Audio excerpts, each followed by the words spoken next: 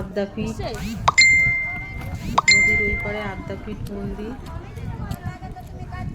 এটা হচ্ছে একটু 5 থেকে 10 মিনিট হেঁটে গেলেই দক্ষিণেশ্বর কালী মন্দির।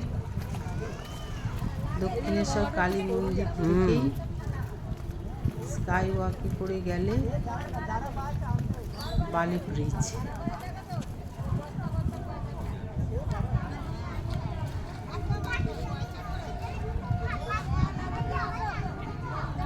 আর আমি দাঁড়িয়ে আছি হুগলি উত্তরপাড়া নদীর ঘাটে।